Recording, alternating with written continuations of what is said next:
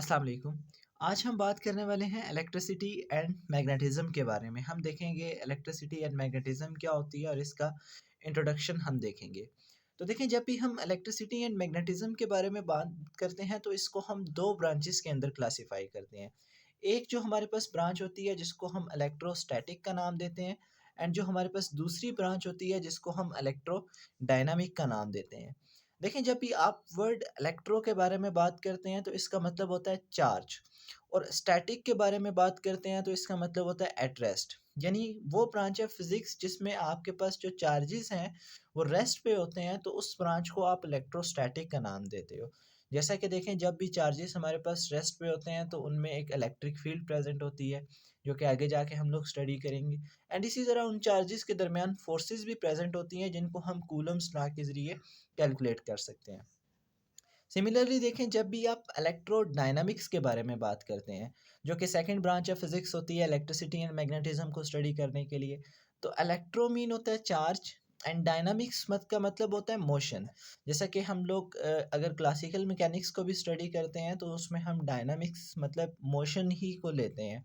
तो देखें, जब भी आपके पास जो चार्जेस हैं वो मोशन में होते हैं, जैसा कि फॉर एग्जांपल जब भी आपके पास चार्जेस होते हैं तो वहाँ पे फिनोमेना इलेक्ट्रिक करंट एंड उसके बाद मैग्नेटिज्म वगैरह होती है। तो तब जिस ब्रांच में आप उनको स्टडी करते हो वो आपके पास इलेक्ट्रो डायनामिक कहलाती है। अब हम देख लेते हैं चार्ज के बारे में कि चार्ज क्या होता है। देखें, जब भी आप किसी भी एक मैटर के बारे में बात करते हैं, यानी कोई भी चीज़ जो कि मैस रखती हो और जगह घेरती हो, जिसको हम लोग मैटर का नाम देते हैं, तो हमें पता है कि जो मैस होता है वो उस मैटर की एक इंट्रिंसिक प्रॉपर्टी होता है। जस्ट लाइक दैट आप ये कहते हो कि चार्ज भी हमारे पास जो मैटर होते हैं उनकी एक इंट्रिंसिक प्रॉपर्टी होती है। अगर हम किसी भी बॉडी के ऊपर चार्ज की बात करें तो जनरली हम इसको सिंबल क्यू के साथ रिप्रेजेंट करते हैं, और जो चार्जेस होते हैं ये हमारे पास एक स्केलर क्वांटिटीज़ होती हैं, और इनका ऐसा यूनिट जो हमारे पास होता है वो कूलम होता है। अब देखें, हम बात कर लेते हैं टाइप्स ऑफ द चार्जेस के बारे में कि चार्जेस की हमारे पास टाइप्स क्या होती हैं। ठीक है, टाइप्स ऑफ द चार्जेस। तो आपके पास दो तरह के चार्ज होते हैं, एक आपके पास होते हैं पॉजिटिव चार्ज, ठीक है, एंड देन आपके पास होते हैं नेगेटिव चार्जेस।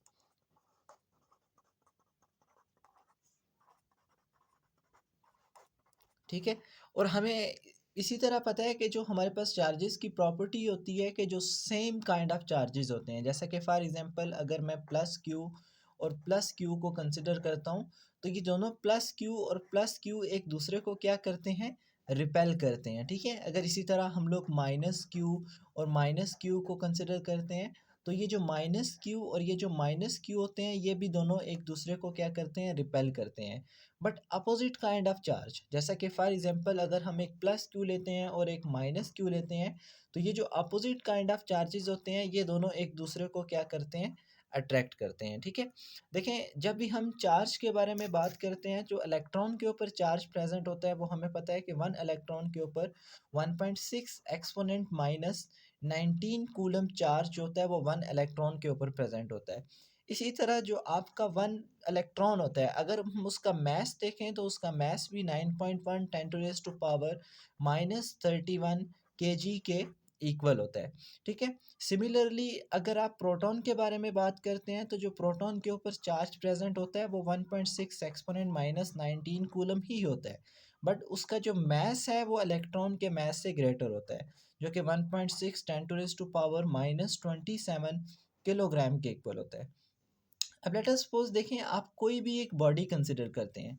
ठीक है, फॉर एग्जांपल अगर मैं यही एक इरेगुलर बॉडी कंसिडर कर लेता हूँ, तो देखें अगर इसके ऊपर Q amount of charge present है, तो देखें ये जो हमारी बॉडी है ये इलेक्ट्रिकल न्यूट्रल होगी अगर तो हमारे पास इसके ऊपर जो पॉजिटिव चार्ज प्रेजेंट है वो नेगेटिव चार्ज जो उसके ऊपर प्रेजेंट है उसके इक्वल हों। मतलब कि अगर आप किसी भी बॉडी के बारे में बात करते हो जिसके ऊपर equal amount of positive and negative charges present है, तो वो जो आपकी बॉडी है वो इलेक्ट्रिकली न्यूट्रल होगी। लेकिन देखें, अगर आपके पास किसी बॉडी के ऊपर पॉजिटिव चार्ज ज़्यादा प्रेजेंट है तो उसको हम पॉजिटिवली चार्ज बॉडी कहते हैं। लेकिन अगर इसी तरह से हमारे पास उस बॉडी के ऊपर नेगेटिव चार्ज ज़्यादा प्रेजेंट है तो उसको हम नेगेटिवली चार्ज बॉडी कहते हैं। अब देन हम बात कर लेते हैं एक और प्रॉपर्टी जो कि चार्जेस के पास होती है, जिसको हम लोग नाम देते हैं क्वांटाइजेशन ऑफ द चार्ज। देखें, जब भी आप क्वांटाइजेशन ऑफ चार्ज के बारे में बात करते हैं तो जो वर्ड आपके पास क्वांटाइजेशन होता है, इसका मतलब होता है कि कोई भी चीज़ जो कि एक ख़ास अमाउंट के अंदर अवेलेबल हो। जैसा कि फ़ॉर एग्ज़ाम्पल देखें, जब भी आप अपने फैमिली मेंबर्स के बारे में डिस्कस करते हैं, ठीक है? तो आपके घर में जो मौजूद हर एक फ़र्द होता है, ठीक है? देखें, आप उसको 1 नंबर देते हैं। यानी आप कभी भी ऐज के हिसाब से किसी को 1, 2 या 3 इस तरीके से नंबर नहीं देते। हर फ़र्द को आप क्या करते हैं, 1 कंसीडर करते हैं। इसी तरह से देखें, जब भी हम चार्ज के बारे में बात करते हैं तो वो स्मॉलेस्ट चार्ज जो कि हमारे पास इंडिपेंडेंटली एग्जिस्ट कर सकता है, बेसिकली वो हमारे पास चार्ज होता है एक इलेक्ट्रॉन का। और एक इलेक्ट्रॉन के ऊपर हमें पता है चार्ज प्रेजेंट होता है 1.6 एक्सपोनेंट माइनस 19 कूलम्स, ठीक है? सो हम लोग क्या कहते हैं कि हम लोग कहते हैं कि कोई भी चार्ज जो कि हमारे पास हम लोग किसी भी बॉडी को देते हैं, ठीक है? या जब भी हम चार्जेस के बारे में बात करते हैं, चार्जेस फॉर एग्जांपल हम किसी भी बॉडी को ट्रांसफ़र करते हैं, तो बेसिकली वो जो चार्ज होता है वो क्वांटाइज्ड होता है। वो एक फ़िक्स अमाउंट के अंदर अवेलेबल होता है, ठीक है? तो जो हमारे पास चार्जेस हैं वो इंटेग्रल मल्टीपल्स होते हैं फंडामेंटल चार्ज के।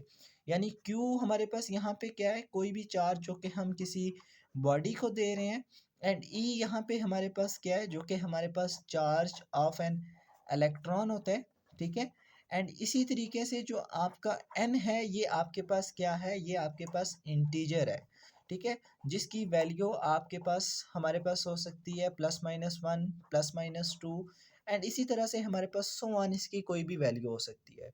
अब देखें, इसी की बेस के ऊपर हमें कुछ एग्ज़ाम्स में न्यूमेरिकल भी दिए जाते हैं कि हमें कहा जाता है कि अगर कोई भी बॉडी है फॉर एग्ज़ाम्पल, तो क्या हम उसको इतने अमाउंट ऑफ चार्ज जो है वो ट्रांसफ़र कर सकते हैं या नहीं कर सकते, ठीक है? तो उसमें हम क्या करते हैं कि हम वहाँ पे n की वैल्यू को फाइंड करते हैं, e की वैल्यू हमें ऑलरेडी पता होती है, q गिवन होता है।